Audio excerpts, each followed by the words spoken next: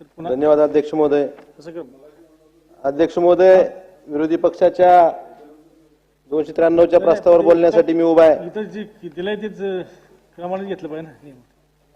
अध्यक्ष महोदय, काल परवा आपल्या सभागृहात आता नंतर एक घोषणा झाली की मनोज जरांगे पाटलांच्या तुम्ही नंतर मग शेलार साहेब आंदोलनाची एसआयटी चौकशी करणार. अध्यक्ष महोदय, हा नाही तुम्ही नाही मला आपल्याला सांगायचं, आपल्या माध्यमातून सभागृहाला सांगायचंय, एक इकडे एक तिकडे.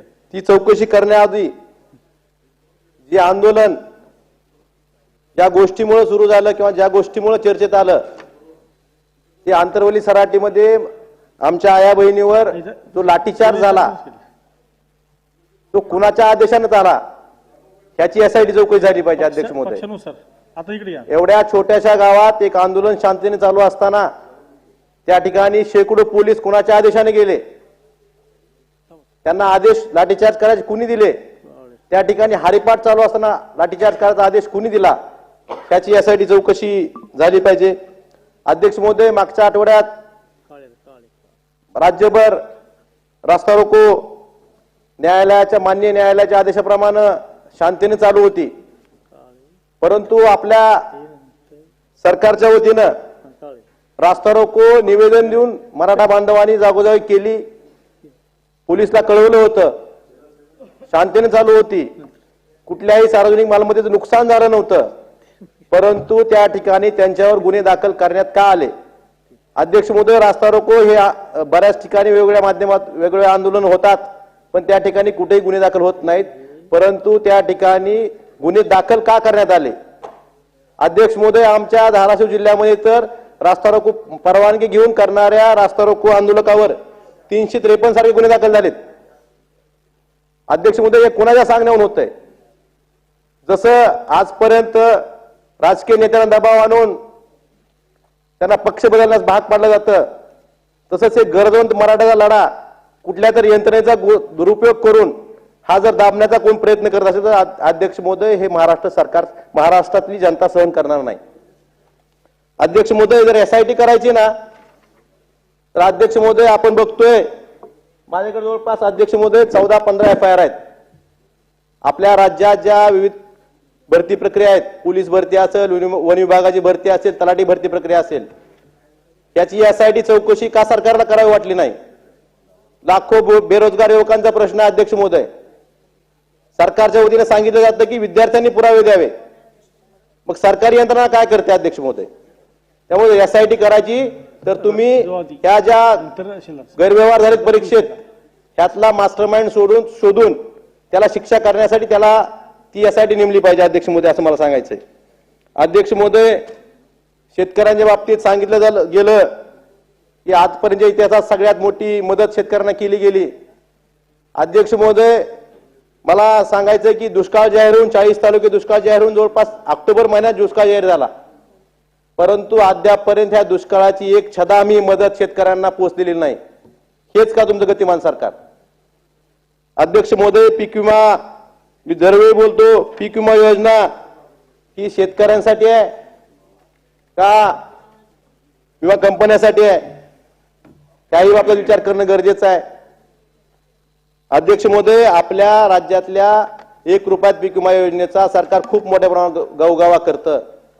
यावर्षी 1 रुपयात पीक विमा योजनेतून जवळपास 1,71,00,000 शेतकऱ्यांनी पीक विमा भरला गेला.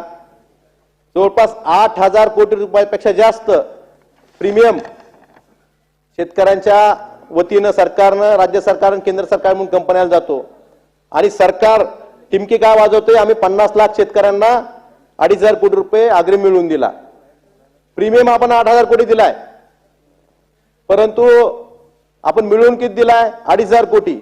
अध्यक्ष महोदय, जवळपास म्हणजे शेतकऱ्यांना प्रीमियम जास्त, कंपन्याला प्रीमियम जास्त देतो आपण आणि त्यांच्या विमा कंपन्यांकडून पैसे देताना कंपन्या नेहमीच, या ठिकाणी दादा बुस साहेब बसलेले आहेत, त्यांनी कृषी खातं सांभाळले, त्यांना अनुभव आहे, त्यांनी विचार केला होता की कंपनी विमा योजना बदलून आपल्याला दुसरी एखादी योजना आणता येते का, परंतु तसं न होता आपण कंपन्याची कशी भरती होईल ह्या बाबतीत आपण बघतोय.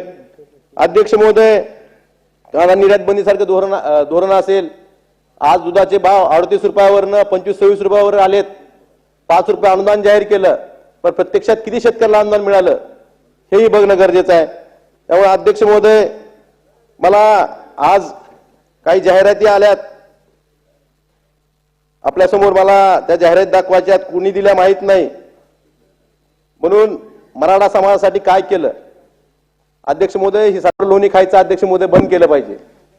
अध्यक्ष महोदय, कोळी समाजाच्या बाबतीत सुद्धा, अनुसूचित जमातीच्या बाबतीत आमच्याकडे मराठवाड्यात मोठ्या प्रमाणात कोळी समाज आहे, जी रक्तसंबंधातल्या निकषावर जात वैधता प्रमाण तर बाकीच्या जे अनुसूचित जातीला, विमुक्त जातीला, भटक्या जातीला, इतर मागासवर्गीयाला जसं मिळतात त्याच पद्धतीनं अनुसूचित जमातीला सुद्धा मिळावी अशी मागणी कोळी बांधवांची अनेक वर्षापासून आहे.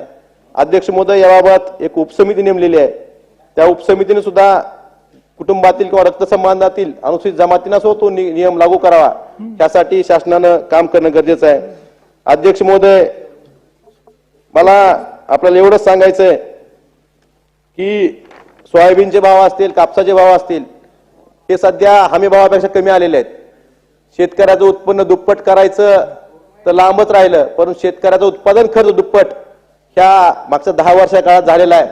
त्यामुळं मी या प्रसंगी आपल्याला एवढंच सांगतो की शेतकऱ्यांना 6,000 दिले, राज्याचे 6,000, केंद्राचे 6,000, हे करण्यापेक्षा त्यांच्या कुठल्याही उत्पन्नावर निर्बंध घालू नका.